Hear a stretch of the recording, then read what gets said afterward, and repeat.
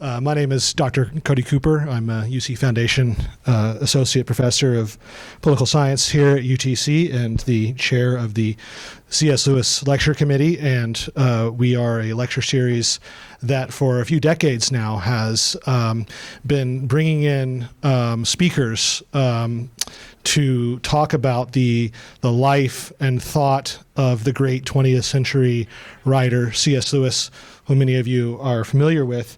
And so this lecture series has really sought to bring Lewis's life, his legacy to bear to UTC and the Chattanooga community. And it's been a real pleasure being a part of this. And I, as many of you know, but I'm also announcing tonight, I will actually be stepping down as chair of the Lewis Committee. Matthew Guy, Dr. Matthew Guy here in English will be stepping up as the chair, but I'll still be, hopefully able to attend and promote these lectures. But it's a good one to go out on. I'm super excited tonight to welcome Dr. Stephen Schuler. Professor Schuler originally hails from Illinois and shares a nice distinction of a homeschooling background with my own children. I know a few people out here tonight. And he received his PhD from Baylor University in English Literature. He's currently professor of English and chair of the English and Modern Languages Department at Cedarville University in Ohio. Dr. Schuler is an expert in British literature and has published on writers like W.H. Auden, John Milton. He published a book on the theology of W.H. Auden, and most recently has published a work that I haven't had a chance to look at closely yet, but I'm very interested in, called The Spiritual Life, A Practical Guide to Knowing God, which is a kind of manual for Christians to seek to grow in their spiritual life. And he's an expert on C.S. Lewis, and we're honored to host him here tonight. I'm particularly excited to hear Dr. Schuler talk to us about the book that Lewis said, quote, "far and away was his best novel." And it's also my personal favorite Lewis book. So please join me giving a round of applause for Dr. Stephen Schuler.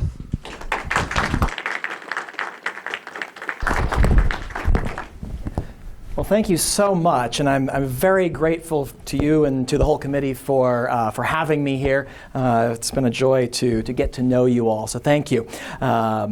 It's a big topic that I have, and so I hope you'll excuse the fact that I have a script. I would much rather freewheel this like I do in class, but I wouldn't get through half of it. And so in the interests of self-discipline, my talk tonight is called The Sister, the Fox, and the Bride. 4 kinds of love in C.S. Lewis's Till We Have Faces. So in 1956, C.S. Lewis was an unmarried Cambridge professor, popular author of fantasy fiction and Christian apologetics, and his new lady friend, who some of you I know probably know about, an American writer named Joy Davidman Gresham, was in trouble. Joy and her 2 young sons had been living near Lewis's home in Oxford, but now the British government refused to renew her visa, and she would soon be forced to return to the United States, where she would have little prospect for employment and no help from her ex-husband, Bill Gresham, who had divorced Joy in order to marry Joy's cousin. In a magnanimous gesture, Lewis wedded Joy in a civil ceremony so that she could go on living and working in England indefinitely. And although Lewis had no intention of consummating the marriage at the time, it seems that Joy had been romantically interested in Lewis from the start. In that same year, 1956, Lewis published his last novel, Till We Have Faces, which is unlike his other novels. It's set in a distant past, and it features a female first-person narrator. Now, the novel is dedicated to his wife, Joy, and it's clear that Lewis's developing relationship with Joy proved to be an inspiration for a number of his later books, Till We Have Faces perhaps especially. Lewis's friendship with Joy soon developed into romance, and the very next year, 1957, Lewis arranged for a church ceremony to solemnize his civil marriage to Joy, who appeared to be dying of bone cancer. The ceremony was held in the hospital room, and then instead of dying, Joy went into remission suddenly. And she survived as Lewis's wife for a number of years afterwards. Now, a year after that, 1958, Lewis gave a series of radio lectures that would become his next major book, which is called The Four Loves, in which he distinguished and described four different meanings of Greek the meanings of four different Greek words that can all be translated by the English word love. And it's my contention tonight that those two books, Lewis's 1956 novel Till We Have Faces and his 1958 lectures, published as The Four Loves in 1960, are two treatments of the same theme.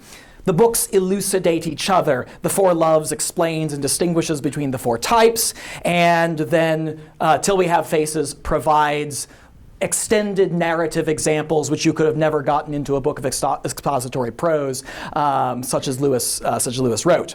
Now, even though the novel was written first, I want to begin with the expository frame, The Four Loves. And I don't know how familiar you are with it. If you are familiar, I hope you will excuse the summary, but it's important. So if you're unfamiliar with The Four Loves, you may already be familiar with some of the Greek terms that guide Lewis's fourfold outline of the book. So the first of the loves that I didn't, I thought I should make a PowerPoint, and then I didn't. But then we've got this lovely thing, and I'm a teacher by trade, and so we'll do it this way. So we have, hope this works. So we have storge, which he calls affection, friendship, or philia. I can't write in Greek, so you're going to have to just have the English transliteration. Philia, friendship. And then there's romance, or eros. Now, those are the first three. And Lewis takes pains in his book to explain that those three are morally neutral kinds of love. They can be good in themselves, and in fact are, but they can also lead to evil and calamity, for they typically have involved a great deal of self-interest, which can very easily override any actual concern for the person whom you love. So these first three kinds of love are the natural features of human life. We experience them, and then left to themselves, they often go bad. And we'll see that until we have faces in due course. But there is a fourth kind of love, because I promised you four, about which Lewis has a little bit less to say. And that is agape, which he put over here, agape, or charity. That'll do. So agape, or charity. This is what Lewis calls gift love. This is the word that is translated as love in all of your modern translations in the New Testament. If you grew up on the King James Bible like I did, then you know it as charity. That's the word. It's agape. The kind of altruistic gift love that God the Creator has for his humans. Also students, I suppose. The kind of love that he ultimately wants us humans to have for each other. Charity, while open to reciprocity, is nevertheless free from self-interest, even from the need to be needed or the love of being loved. It is sheer gift love, the love that loves to give of itself solely for the good of another. So with this fourfold structure in mind, let's turn to C.S. Lewis's Till We Have Faces and see where and how each of these four loves shows up. So we'll see affection, we'll see romance, we'll see friendship and charity. They'll all appear in the story, and these loves will drive the novel to its conclusion. Now, I have to give credit where credit is due here. There's a book-length analysis of Till We Have Faces. It's called Bareface. That was Lewis's original title for the novel. It's by the C.S. Lewis scholar Doris Myers. It does a very good job of showing how the novel is especially developed through the first kind, storge, or affection. Her book doesn't have as much to say about the other kinds of love in the novel, but I am especially indebted to her analysis for the account of affection. So, for the novel itself. Let me introduce it with a personal anecdote. When I was a boy, I'd heard a few fairy tales, mostly in their Disney versions, but also ones from storybooks around the house. And I noticed that all of the stories about princesses had one thing in common. The princesses were always very beautiful. And I remember wondering at one point, what kind of story might begin with a princess who was not beautiful but ugly? I don't know if that says more about the stories or more about my imagination as a kid, but what would happen in a story about the ugly princess? Surely there's got to be a story about this. Well, I've got no talent for inventing original plot lines, so I eventually forgot about that until I happened upon I realized that I found out that somebody had actually written the story of the ugly princess, and that person was C.S. Lewis. So the novel Till We Have Faces is the story at first of the ugly princess. I don't remember when exactly I first read it, actually, but I found the novel enthralling. Its first-person narrator is a woman named Orul. She's the queen of a small kingdom called Glome. It's a fictional land set on the distant margins of the Hellenic world, a few centuries before Christ, maybe sometime during the height of the Persian Empire. The narrator, Orul, is the ugly princess, and she's writing her life story. So she's talking in the first person. And she is writing for one purpose, to accuse the gods of injustice. Now, if you're not familiar with the novel, here's the gist of it. Orul is an old queen. She is never married. She has ruled her king successfully for many years. She's also suffered a great loss at the hands of the gods. Her little sister, whom she loved, was cruelly taken away from her, and she writes her story in order to call the injustice of the gods to account. Yet in the very telling, she discovers that she never really understood her own motivations, let alone the motivations of the gods. And what she first thought was her indictment of the gods turns out to be their indictment of her, and consequently, her redemption. So in what follows, I want to walk us through the novel and act as a sort of tour guide. We're going to have to pass by a number of interesting episodes, but I want to especially linger over those passages where one of the four kinds of love is especially featured and exemplified. So our narrator, Orul, was the oldest daughter, as I said, of the king of Glome. The old king was a bad-tempered old tyrant who clearly does not love Orul and who wants nothing more than a son to succeed him. He doesn't get it. Instead, his first wife has given birth to two daughters. The first is Orul, who is intelligent, very intelligent, but also physically ugly. Then there's Redival, the younger sister, who is pretty but frankly empty-headed. Sometime after their mother's untimely death, the king buys a Greek slave who's a red-haired philosopher that they take to calling simply the Fox.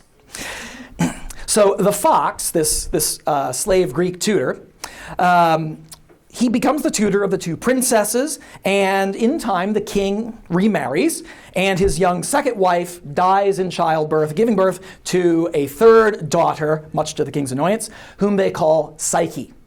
Orul, as the oldest sister, immediately takes charge of Psyche's upbringing and becomes a kind of surrogate mother to her. So Orul's maternal relationship with her half-sister Psyche is an admirable picture of storge love, affection, familial affection. Orul dotes on the infant Psyche. In a telling passage later on, Orul recalls that she says this during Psyche's adolescence to herself, quote, "I wanted to be a wife so that I could have been her real mother. I wanted to be a boy so that she could be in love with me. I wanted her to be my full sister instead of my half-sister. I wanted her to be a slave so that I could set her free and make her rich." Now, superficially, it sounds like this is all in Psyche's best interest, right? These are all good things she wants for her. But the repetition of that phrase, "I wanted," is telling. There's a great deal of self-interest underneath Orul's devotion, motherly devotion to Psyche. She does want things that she imagines would be good for her little sister, but she also craves Psyche's devotion and gratitude in return. In short, she wants Psyche to need her. She wants to possess and even control Psyche. She doesn't realize that, but that's where that's going. Now, in The Four Loves, Lewis explains that this kind of possessiveness is very common in matters of familial affection. Quote, nearly all the characteristics of this love are ambivalent, Lewis says. They may work for ill as well as for good, but it's by itself, left simply to follow its own bent, it can darken and degrade human life, end quote. Lewis goes on to describe, mainly with literary examples, the ways in which familial affection often devolves into jealousy and possessiveness. King Lear, for example, feels himself entitled to his daughter's affection and devotion and care, and he's enraged to find out that none of them live up to his expectations. In much the same way, O'Ruhl will eventually come to resent anything that Psyche has which O'Ruhl cannot share. The Four Loves describes the way in which this kind of jealousy often occurs between siblings. There's a long quote from Lewis. A brother and a sister, or two brothers, or in the case of the novel, two sisters, grow to a certain age sharing everything. They've read the same comics, climbed the same trees, been pirates or spacemen together, taken up an abandoned stamp collecting at the same moment. Then a dreadful thing happens. One of them flashes ahead, discovers poetry or science or serious music, or perhaps undergoes a religious conversion. His life is flooded with a new interest. The other cannot share it. He is left behind.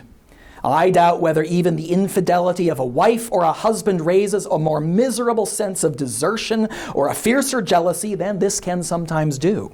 End quote. O'Ruhl did not recognize at the time how her affection for Psyche, even as an infant, was sowing the seeds of just such jealousy. But we can already hear the possessiveness in O'Ruhl's description of her affection for her sister. Now, if you know the myth of Cupid and Psyche, Lewis is, the plot line is not original. Lewis is, this is a myth retold. That's the subtitle of the book. If you know something of the myth of Cupid and Psyche, on which Lewis based the novel, then you know that something very important does happen to Psyche that provokes her sister's jealousy. Here's how it happens in the novel. Under the king's inept management, the kingdom of Glome is in decline. And when Psyche is a young woman, the land is ravaged by drought and plague. The priest divines that the gods are angry because the people had begun to venerate the beautiful Psyche as divine. And the jealous gods demand that Psyche be sacrificed to the local fertility goddess, which in the local language is called Ungit, and to Ungit's son, known only as the Shadow Brute, the god of a sacred mountain nearby. The sacrifice is duly performed. Psyche is chained to a tree on the sacred mountain, and abandoned there to die. Sometime later, O'Ruhl manages to sneak up to the sacred mountain, intending to bury her sister's remains. Instead, she finds Psyche alive and well, seemingly living alone in the wilderness. Psyche's dressed in rags, and apparently living on wild berries and spring water, but she claims that she lives in a palace, and that she is now married to a god whose face she has never seen because he only comes to her at night and leaves before dawn. You can understand O'Ruhl's skepticism. O'Ruhl cannot believe what Psyche says, since she can see no palace, and she is desperate to take Psyche back under her care. But Psyche's happy living on the mountain, and she refuses to return with O'Ruhl. In short, Psyche refuses to be the object of O'Ruhl's storge love, because Psyche has discovered another kind of love, eros, romance. She is in love, which is an experience and a relationship that her sister cannot share. O'Ruhl, for her part, refuses to even try to understand when they talk. Now, romance, or eros, love, is probably the most familiar form of love to readers of English literature. Shakespeare's Romeo and Juliet, Austen's Sense and Sensibility, James Joyce's Dubliners, and many, many more. We all know how to recognize that characteristic experience that we call being in love. In our everyday experience, being in love does normally have a sexual dimension, but eros is more than sexuality. And of course, sexual desire often occurs without the experience of being in love at all. Quote, in some mysterious fashion, Lewis explains, the lover desires the beloved herself, not the pleasure she can give, end quote. Romance, or eros, is the single-minded devotion of the lover to the beloved, with all the aching desire, the enthrallment, the exaltation that the literature of romantic love has made so familiar to us. Now, in The Four Loves, Lewis takes pains to distinguish eros from animal sexuality. In order to make a distinction clear, actually Lewis calls the sexual act itself Venus, whereas he refers to romance, or the emotional experience of being in love, as eros. Now, you know, in mythology, you may remember that Venus, Aphrodite in Greek, is the mother of Cupid, the Greek Eros. It's no accident that until we have faces, both experiences, Venus, sexuality, and Eros, romance, are represented as deities who are mother and son.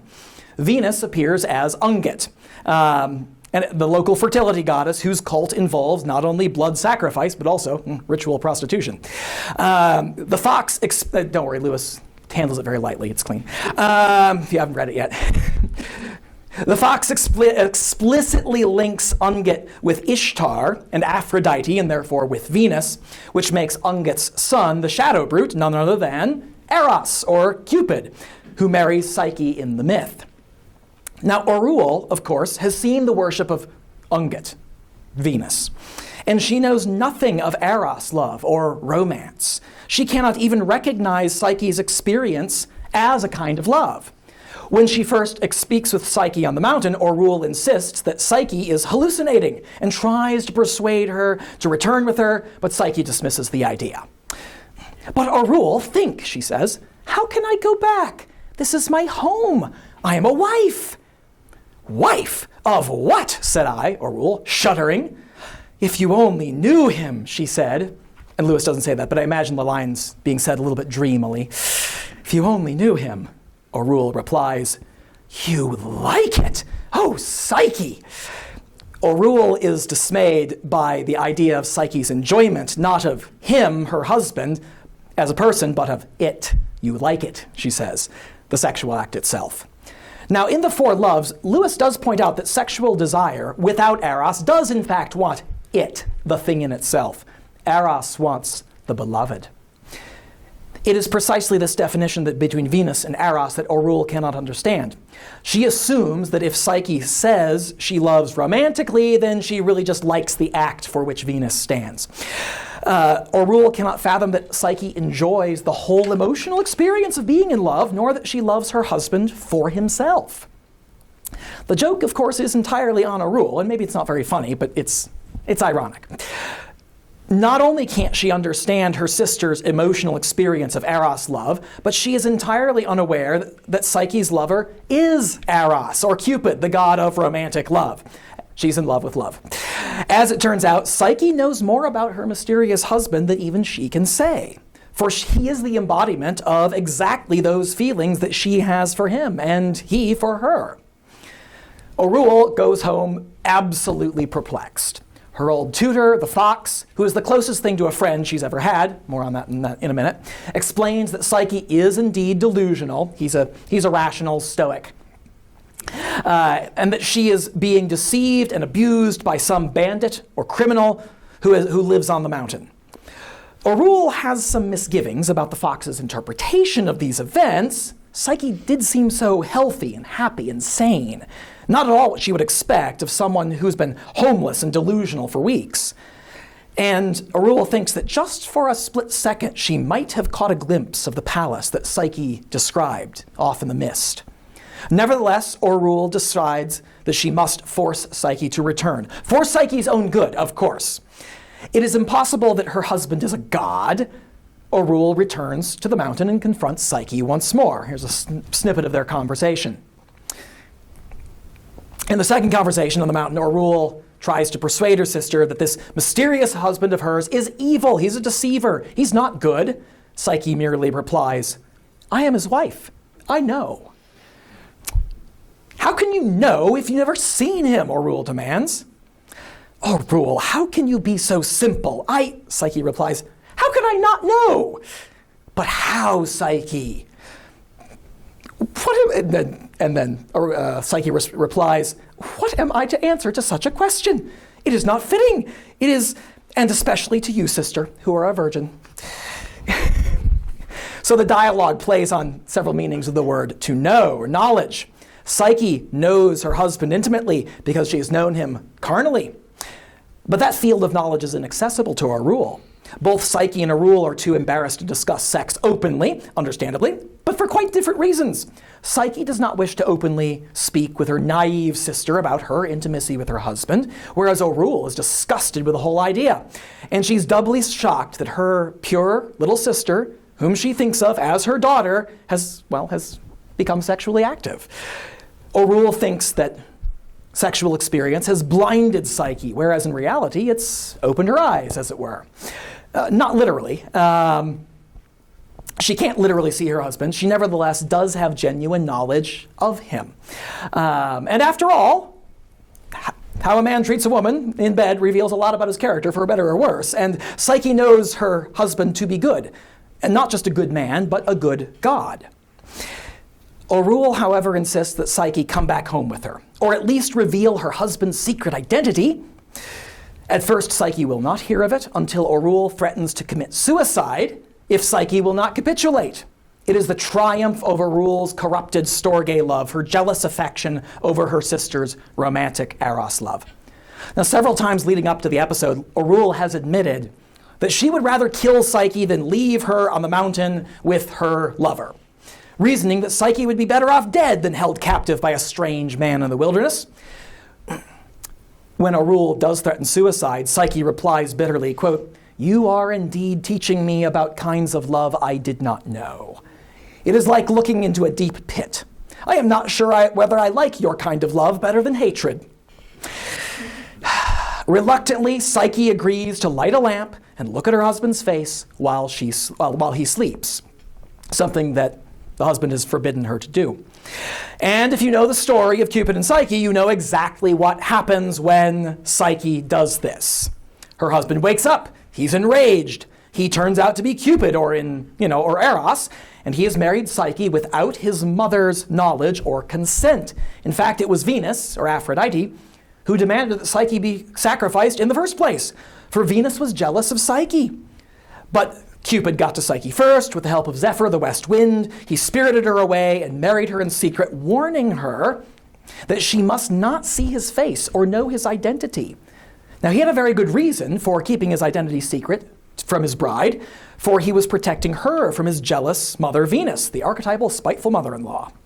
But now that his identity is revealed, Venus can finally wreak her vengeance on Psyche, which she does by setting her to a number of impossible labors, each of which is completed in fairy tale fashion with the help of some friendly animals. Arul, of course, knows nothing of this. As far as she could understand, she was saving her little sister from the clutches of a filthy bandit. But it was not so. Psyche disappears into the darkness, wailing in sorrow, and Psyche's divine husband appears to Arul and reprimands her, announcing cryptically that, quote, "Now Psyche goes out in exile. Those against whom I cannot fight must do their will upon her. You, woman, shall know yourself and your work. You also shall be Psyche." And if you hear a little bit of the Socratic dictum, "know thyself," in there, yeah, that's there. Arul returns home crushed. She does not want to speak of her experience on the mountain, though she gives the fox a partial account of what happened to Psyche, leaving out her encounter with the god. The fox doesn't believe in such things. The fox intuits that Arul has not told him everything, and his remarks reveal the nature of their relationship. So we're getting on to the next point here.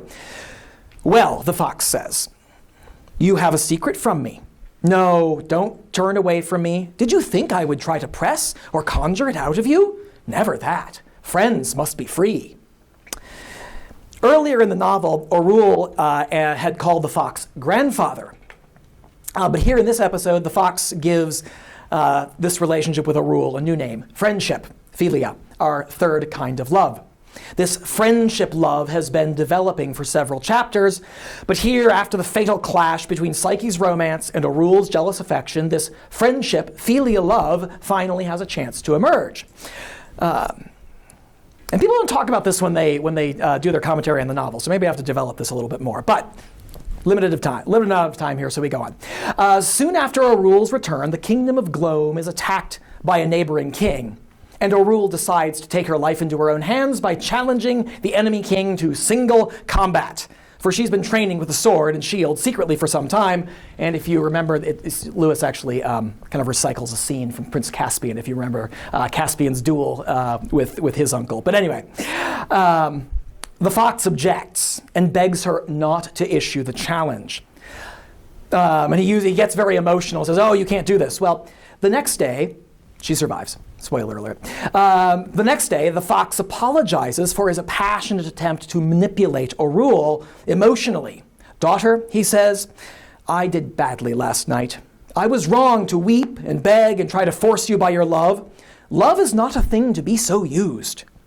Now, it occurs to me that although Orual and the fox can both speak in the native language of Glome, they habitually speak to each other in the fox's native Greek. The fox has taught her to speak Greek. The novel doesn't tell us what language the fox is speaking here. Sometimes it does tell what language they're speaking. But if he is speaking to Orual in Greek, as he often does, which word for love do we suppose might he be using here when he says, "Love is not I was wrong to try to force you by your love. Love is not a thing to be so used"? I think it's probably the Greek word philia, right? It's friendship love. According to the fox, the foundation of this friendship love is freedom, and particularly the freedom to choose one's friends. In The Four Loves, Lewis explains that, quote, "Friendship is, in a sense not at all derogatory to it, the least natural of the loves, the least instinctive, organic, biological, gregarious, and necessary. It has least commerce with our nerves. There is nothing throaty about it, nothing that quickens the pulse or turns you red and pale." Lewis continues, quote, "In friendship, in that luminous, tranquil, rational world of relationships freely chosen, you get away from all that." And that's why the fox insists that friends must be free. Manipulation or compulsion would ruin a relationship that was based on the freedom of association. Friendships begin, Lewis says, with the discovery of a common interest. Quote, "The typical expression of opening friendship would be something like, 'What? You too? I thought I was the only one.' This does not mean, however, that friends always agree with each other. Lewis explains, quote, "The man who agrees with us that some question, some little regarded by others, is of great importance, can be our friend. He need not agree with us about the answer." I think that's probably how Lewis managed to be friends with people like Tolkien and Owen Barfield all those years. They didn't agree on the answers, but they definitely agreed on the questions. Lewis might well be describing Orual's friendship with the fox here. They did not begin as friends, of course. Originally, the fox was a slave. He tutored Orual and her sisters when they were children. Of course, some of you teachers know that sometimes your students do grow up and can become friends. And that's a wonderful thing to happen. So now that Orual has grown up, she's achieved a certain measure of equality with her old teacher. Not that they're social or political equals. The fox is still a slave. Orual is a princess. Yet as a woman, in this kingdom, her status in the palace is frankly a little better than slavery. Her father orders her around just like he would a slave. He's beaten her on several occasions. But it's not common experience or common status that leads Orual to become the friend of the fox. They share a common love for Greek poetry and philosophy, Stoic philosophy especially, as well as a common Stoic outlook on life. They seem to be the only two people in the whole kingdom who genuinely care about ideas. And they also share a common skepticism, or shared a common skepticism about the gods. That is, until Orual's encounter with the god on the mountain. Orual's friendship with the fox is admittedly unusual. Lewis describes mainly same-sex friendships. That's the usual way to do it. The fox would not, in any other circumstances, ever have befriended a woman, nor would Orual have befriended a man. Lewis remarks in The Four Loves that friendship normally occurs between members of the same sex. Men normally make friends with men, women with women. Lewis remarks, quote, "When the two people who thus discover that they are on the same secret road are of different sexes, the friendship which arises between them will very easily may pass in the first half hour into erotic love. Indeed, unless they are physically repulsive to each other, or unless one or both already loves elsewhere, it is almost certain to do so sooner or later. That's my story with my wife, but different story. The fox and Orul cannot be lovers for exactly this reason. Orul is not at all physically attractive to the fox, hence the ugly princess story.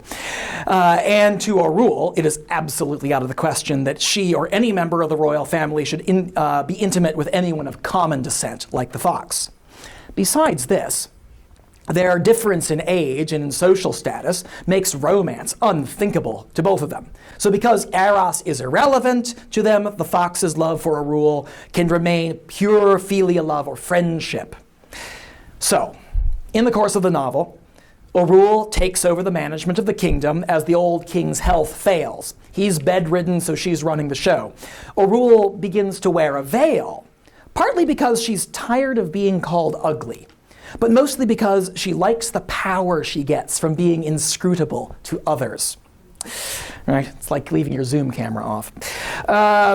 Sorry, we're beyond all that. The ugly princess transforms herself into the mysterious queen.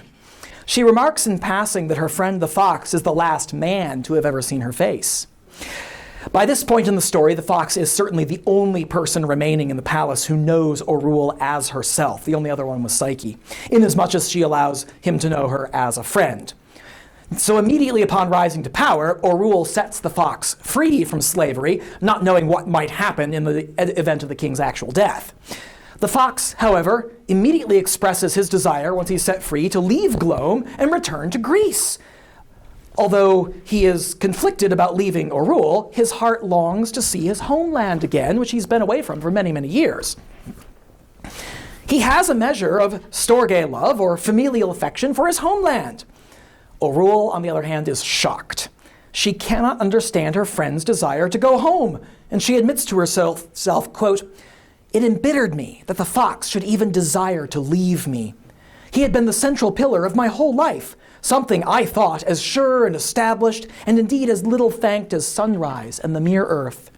In my folly, I had thought I was to him as he was to me." Orul's reaction reveals the asymmetric nature of this relationship. The fox considers Orul a true friend. He's always supported Orul's interests with no regard to his status or to his own pleasure, and he assumes that Orul would feel exactly the same about her, or about him, that she has freed him in order to go home. Friends, as he has said before, must be free. He soon changes his mind and agrees to stay. Orul, as the narrator, does not tell us why. We don't get it from the fox's perspective, only from hers. She reports that the fox says the journey would be too long and dangerous for a man his age, that his family would probably be dead or have forgotten him, but it seems more likely that he has noticed Orul's grief and that he agrees to stay for her sake. So while the fox has made it a point not to let personal feelings intrude upon the friendship, it seems that Orul cannot be so impartial. She feels a great affection for the fox, and it is ultimately her affection, her storge love, not friendship, that keeps the fox in Glome for the rest of his life. Well, upon the king's death, Orul takes the throne and rules capably for many years, with help from the fox and her father's old military commander, a trusty soldier named Bardia. Wish I could say more about him, but no time. Many years later, when Orul has brought peace and stability and prosperity to her little kingdom, she begins to travel abroad. And she happens upon a new religious shrine that has been built in honor of a brand new goddess. Yes, such things happen in the ancient world. A new goddess who was once mortal, but has now become one of the immortals. As the priest tells the story about how she became a goddess, Orul realizes that the priest is telling her own story. The goddess is Psyche, who married the god in secret and who was betrayed by her two jealous sisters, the priest says, who had seen the god's palace and were determined to ruin their sister's happiness. Upon hearing this version of the story, Orul loses it. She's furious. Not only have the gods taken from her the one person she loved best, but now they have rewritten her story to make Orul out to be the villain. So Orul decides that she will write her own version of the story. At one point she says, "I was with book as a woman is with child." She will write the true version in defiance of the gods who have spread the story about the new cult of Psyche. She ends her story with a challenge to the gods. This is how she ends part 1 of the novel. I say the gods deal very unrightly with us, for they will neither, which would be best of all, go away and leave us to our own short days to ourselves, nor will they show themselves openly and tell us what they would have us do. Let them answer my charge if they can. It may well be that instead of answering, they'll strike me mad or leprous or turn me into a bird, a beast, or a tree. But will not all the world then know, and the gods will know it knows, that this is because they have no answer? That's the end of part 1 of the novel. But the novel's written in 2 parts. The first part is longer, being Orul's autobiographical challenge to the gods. The second part, however, is Orul's retraction of her challenge. The retraction is also a literary genre. Chaucer, you may remember, has one at the end of the Canterbury Tales. So the god has told her that she would come to know herself. And as it turns out, her writing of part 1 was her first step toward real self-knowledge. In part 2, Orul recounts a number of dreams she has had, as well as encounters with old acquaintances, in which she realizes that her autobiography had been so focused on her own sufferings and her own feelings that she had never taken anyone else's perspective into account. She realizes all too late how much her care for Psyche had been motivated by her own need to be needed, and not from any wish for Psyche's own happiness.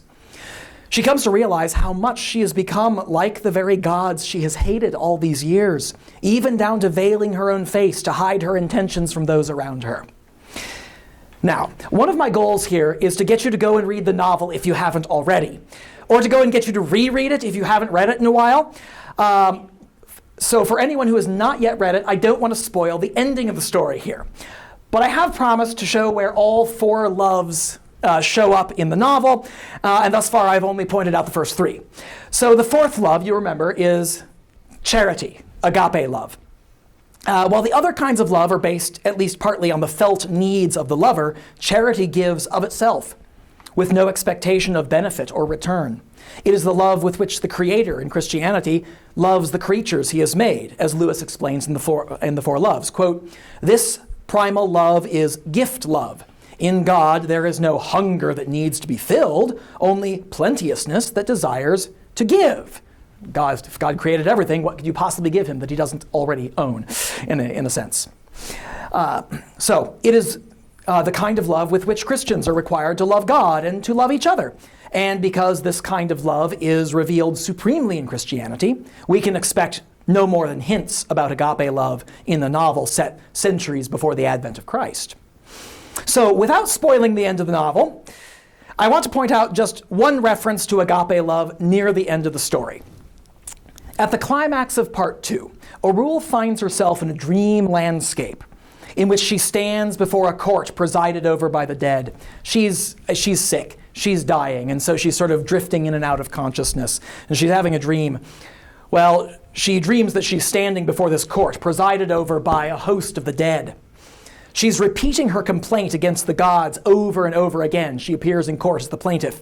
But instead of reading out the book that she has written, she discovers that she's merely repeating the same brief tirade over and over again. The tirade distills the whole book-length complaint down to its emotional essence. At one point, she says that she would rather Psyche had been devoured by a monster than have fallen in love with a god. "Why did you lie to me?" she demands. "You said a brute would devour her. Well, why didn't it? I'd have wept for her and buried what was left and built her tomb but to steal her love from me?" Orul continues, quote, "Oh, I can see it happening age after age, growing worse and worse. The more you reveal your beauty, the son turning his back on the mother, the bride on her groom, stolen away by this everlasting calling of the gods, taken where we can't follow. It would be far better for us if you were foul and ravening. We'd rather you drank their blood than stole their hearts." So where exactly is agape love in this passage again? Certainly not in Orul. There's not a hint of charity in her words. But her words indirectly evoke the idea of charity in others. The image of a son rejecting his mother for the love of a god, the bride rejecting her groom for the love of a god, quite clearly alludes to Jesus' statement in Luke 14:26, that if anyone comes to me and does not hate his own brother, or his own father and mother and wife and children and brothers and sisters, yes, and even his own life, he cannot be my disciple. In The Four Loves, Lewis considers this particular statement by Jesus and suggests that the word hate should be understood not as resentment or malice, but, quote, to reject, Lewis says, to set one's face against, to make no concession to the beloved, when the beloved utters, however sweetly and however pitiably, the suggestions of the devil. This is precisely the way in which Psyche rejected Orul, when Orul pleaded with her to abandon the mountain and come back to Glome. Psyche's refusal certainly felt like hatred to Orul, even though for Psyche it was merely obedience to a higher and greater form of love, eros love, which might suggest certain distant analogies with agape love. I hear this, there's this poet Dante who did a bit with that. It's just this kind of higher calling that Orul, the jealous mother figure, cannot stand. Now, I don't want to give away the whole ending. So all I will say at this point is that yes, Orul does attain genuine self-knowledge at the end. And she does find a measure of redemption. So now I want to just send you off to read the novel for yourself. But I do have to warn you that if you've enjoyed some of Lewis's other works of fiction, you may or may not like this one. A lot of readers seem to prefer the obvious typology of Narnia, the sharp moral clarity of the Space Trilogy, to the ambiguity of Till We Have Faces. While these characters do typify some of Lewis's key ideas about love as he lays them out in The Four Loves, the novel really can't be reduced to ideas. It's a numinous story in which the motives and even the identities of some of the characters remain largely mysterious right up to the end. Now, if you know the source myth of Cupid and Psyche, you'll be able to follow the underlying plot a lot better than the characters have, because keep in mind, Orul has no idea what story she's in until the end. If you know the myth, you'll know what's going to happen next, and it doesn't spoil it. Lewis counted, I think, on his readers knowing the myth. He'd been fascinated by it for years himself. But anyway, you'll still have to contend with the fact that the motives of the gods are never fully revealed to the characters, even at the end of the novel, though. Right? There's no Aslan that comes down and says, this is why I did this. But what really throws readers off is that neither Ungit nor her son, the Shadow Brute, Eros, are obvious types of Christ. There have been some critics who have tried, and it doesn't work. There's no Aslan figure in the novel. Nevertheless, Psyche's husband is in some ways, let's say, a shadow of Christ. That's the right word. It's a good Platonic word. In Orul's protestation against the gods, stealing the hearts of their devotees, her description of the god who calls Psyche away sounds just a bit like Christ inspiring wholehearted devotion in his own disciples. But Psyche's husband is not Jesus. He's Cupid. He's Eros love. He's no more than a shadow, as his Glomish name, the Shadow Brute, implies. Psyche's romantic love is only a shadow of the agape love of Christ. The story of Cupid and Psyche may indeed be what Lewis called in Mere Christianity a good dream, a mythical story that contains mysterious hints at truths that would ultimately be revealed in Christianity, but at the end of Till We Have Faces, those hints are still only a dream. All right, so thank you so much for listening.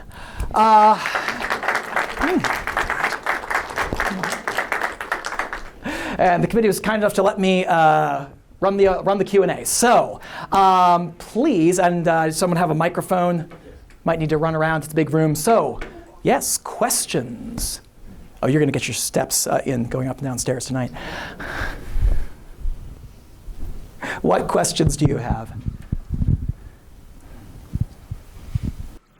I have a bit of a concern with your saying that the love of Cupid and Psyche is primarily Eros. I was saying, in the end, Cupid's final entrance, not trying to get too much away, is the sort of transformation that the Bible talks about when we will be like him when we see him face to face. And it seems to me that Lewis's vision of agape love at its deepest would subsume all the other loves, would include all the bads of the other loves. So I have trouble thinking that Cupid is just in the eros category and therefore fairly distanced from being a symbol of Christ. I'm not saying there's an exact allegorical correspondence, but I think Lewis is expressing a lot of the Christian's experience of deep love for Christ. What I might say is the way that I would explain it to my students, and we're talking about Christ figures in literature. Inevitably, you go through some of the elements of a Christ figure, and then someone will say, "Yes, but this Christ figure is female," or "Yes, but this Christ figure doesn't actually die sacrificially." And you say, "Well, yes, if this Christ figure did everything Christ did, then it would be Christ and not a Christ figure." There has to be difference, right, between the two. And there are significant differences too, right? Christ doesn't generally hide from his disciples. He doesn't say, "You must not know me. You must not know my name." No, he's actually given the name, and in fact, the Israelites are entrusted with the name of God. So there's some similarity as well as difference, but I think analogy maybe is a good word, right? And I think that the loves are oftentimes analogous, right? They're analogies. If you want to think about Thomas Aquinas' perhaps analogia entis as a kind of model, right? These are loves that can be a figure of that love, but they're never identical with it, I think. And I think that just in our own experience, we can show agape love in any one of those, right? We can show agape love to our children. We do that a lot. To a spouse, to a friend, to a lover, and so yeah, they're very. I would say they're not always found in their pure form, and in fact, probably very seldom found in their pure form, if I would say that. So, but no, it's a good observation. Yeah. What else?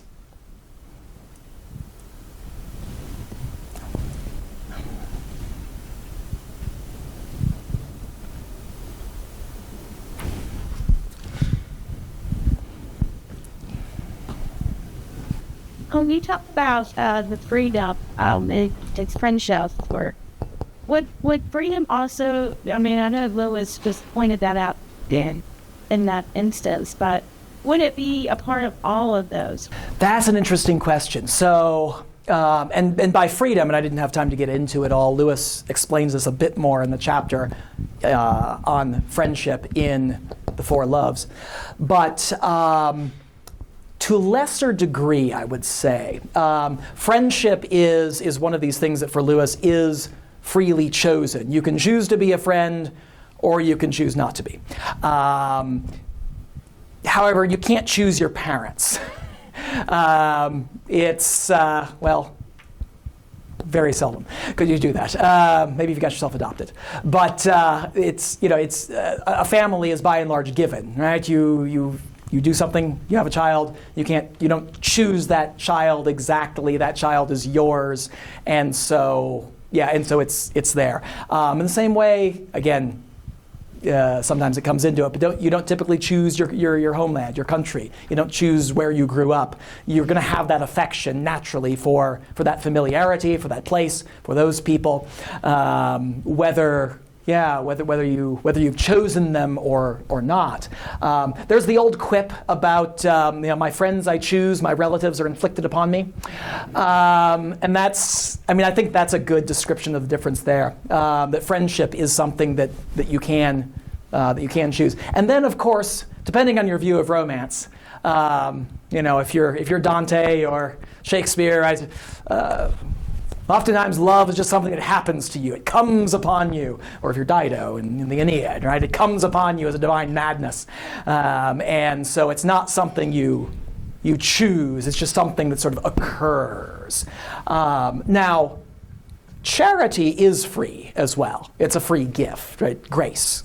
It is free. It's something that is, that's bestowed freely. So I think that's probably the love where you would see the most freedom other than friendship.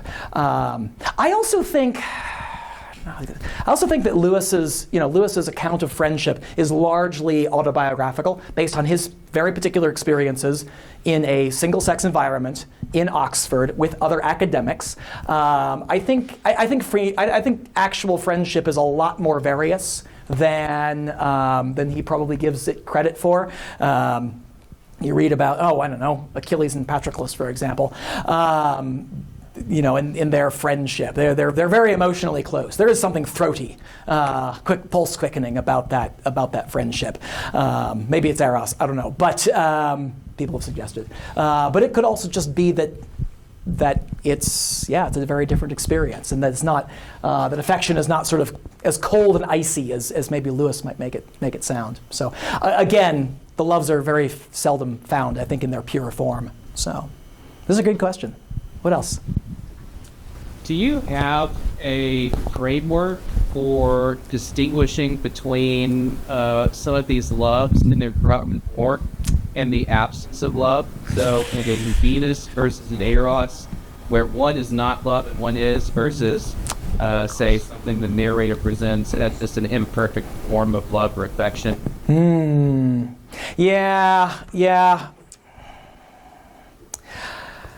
I mean, we could go with Dante, couldn't we? And Lewis is not very Dantean in this, right? In that some sins are a kind of defect of love. It's you're not loving enough. Others are more of an excess of love. Lewis's point, though, Lewis often speaks as though love is usually faulty because it's deficient. We're not loving enough, or we're not loving in the right way. And so, I mean, a good framework might be St. Augustine and the rightly ordered loves, ordo amoris, right, where you love God most of all, and then every other love is sort of ordered underneath those. Now, obviously, when it comes to the novel, that doesn't quite work, because it's not God, capital G, it's the gods, and there's Eros love, and it's not quite the same kind of thing. But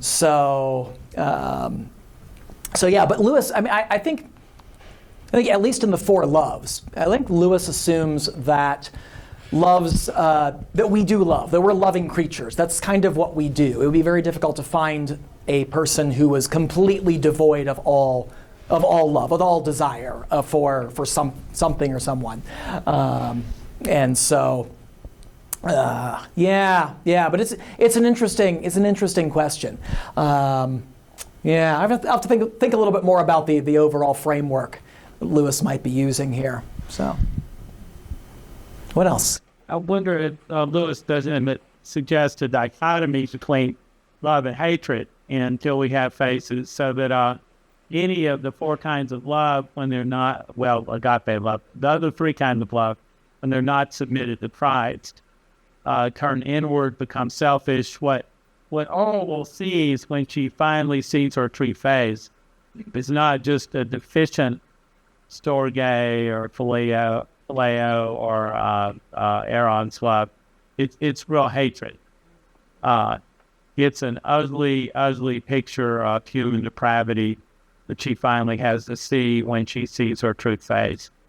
I do think Lewis is not his distinguishing between deficient love and wholehearted love. I think he is distinguishing between a redeemed love that ultimately becomes what it was meant to be, whether it's friendship or eros or affection. And what calls itself love, it turns into manipulation and abuse and hatred because it is not to take prize. It seems like there's a pretty powerful dichotomy that he establishes by the end of Till We Have Page. Yeah, and there's a good deal of continuity between them. It's not as if you just sort of flip a switch from love to hatred. You slip in, and in fact, I think with Lewis, and Psyche says, Psyche kind of intuits the connection, that, what you're experiencing as your love for me, I experience as hatred. And so it's, and so in some ways they do seem to run together in the novel. And I mean, I've also I've also been reading a good deal of Dorothy Sayers recently, and Sayers is nice. She's got a nice essay on the other 6 deadly sins. Yeah. Just the title is great, but at the end, she suggests that the opposite of love, the opposite of agape love, isn't hatred; it's pride. Right? We tend to think is love and hatred they're opposites. I don't think that's where the novel goes. I don't think that's how that actually works. It's the opposite of love, which does desire another, does desire some kind of exchange, ends up being pride, which is total self-absorption, right? The refusal to even acknowledge the needs or the existence of anyone at all. And in that way, probably the only creature that could be completely devoid of love would be, Satan down in the bottom of the inferno, frozen, right? Cold-hearted, not hot-blooded. But then, even then, I'm not sure it's possible to have a sentient being, at least made in the image of God, that's completely without love. I think if we think about, and Lewis holds to the Augustinian idea of evil as a privation, right? That essentially evil is a gap, a lack, a deficiency. And so, I think for him, a sentient creature with no love whatsoever would simply cease to exist. I don't think it would exist. Again, I'm extrapolating out from a lot of different things Lewis says there. So anyway, but it's again the novel doesn't it doesn't reduce itself very nicely to ideas, which is one of the reasons I like it. It does help us have these conversations and really think through how this might work in an embodied situation. So go ahead. Joy write parts of it? That's an interesting question. I'm not clear on the textual history of the novel, but she certainly did have a good deal of input, and I think she probably corrected Lewis in a number of ways. Anytime I teach the novel, I always like to ask my female students especially, okay, how did this male author do getting into the head of a woman and speaking from a distinctly female perspective? And by and large, the response is positive. These did a fairly good job with that. So anyway, according to my students, it seems all right. But it does seem that she did have a good deal of input on certain passages. Because I think I read somewhere in one of his biographies that he came to a point where he didn't know how to resolve what was happening. Yeah.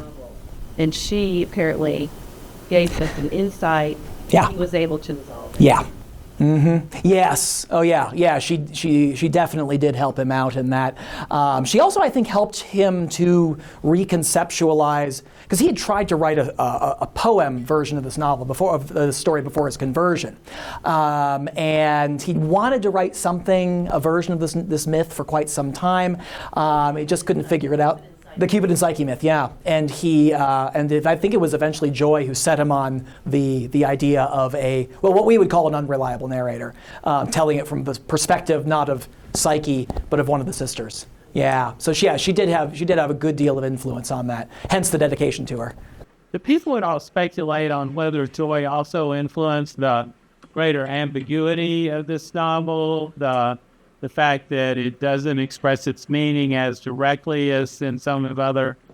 Yeah, I'm not sure how to chalk that up. I don't know if that has to do. I mean, I'm sure it has. I'm sure it has at least indirectly to do with the fact that Lewis is having a new kind of friendship. He's now getting to know a woman in a way that he hadn't before. He's spending time with children too, with Joy's 2 sons, and that's a new experience for him.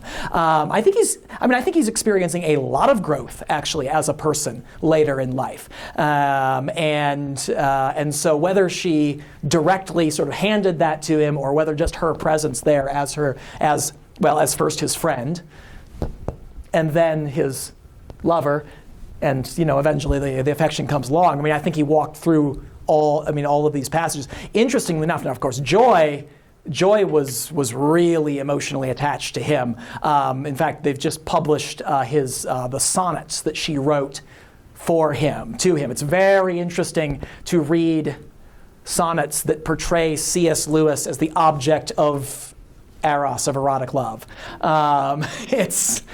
They're fascinating.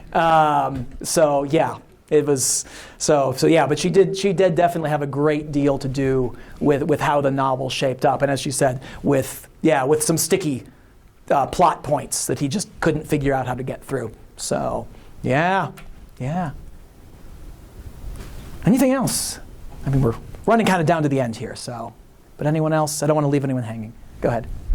You know, whether just to change the subject a little bit, whether you could talk a little bit about the title.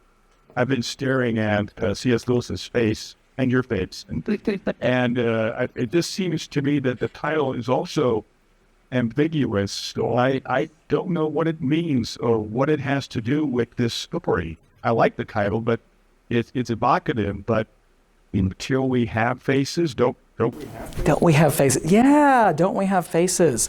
And of course, in context, O'Ruhl has kind of, has covered her face. She has become faceless. Or in other words, she's refusing to be known. Right? She's refusing to be known. And I think that's maybe where it's going. She asks, I'm going to try to find the passage, and I'll find it like as soon as we conclude. But she asks herself toward the very end of the novel, she's kind of talking to the god, to the shadow brute Cupid, and asks herself, she says, how can we meet the gods face to face until we have faces? And I think it has something to do with being willing to be known, right? Being willing to be assessed, and being willing to be, well, maybe even criticized, being willing to be loved, perhaps. Right, being able to, being capable of giving love. You may have noticed that people aren't very good at loving until they're capable of being loved. And I think there's something going on with that. Again, it's a mysterious title. I can't quite pin it down. I've never been able to explain it adequately in prose. But I suppose if you could, you wouldn't need the novel to tell the story. I could read you the chapter and just it's a great question. I'm still trying to figure out myself what exactly it means. So I appreciate that. Yeah. Psyche's sister and I'm so sorry. I forgot her name again. Or was it? Psyche, O'Ruhl. Irene. Yeah. She is just always, like, pride is the great word. She's never looking into herself. She's never trying to actually analyze why she has this hatred, why she wants to possess Psyche. So she doesn't even consider herself as someone worth possessing. No, right? She does see herself as fundamentally unlovable. She doesn't quite come out and say that, but I think that is very much the upshot of her character. Yeah, that's a good insight. I appreciate that. Very good. Very good. No one gave me an end time on this, so we're probably about to time, though. Yeah, so after. Yeah. Just getting up on there. Any more questions? All right, well, let's give a hand to... Thank you all for coming out. Yes. Well, thank you so much for having me. I really appreciate it.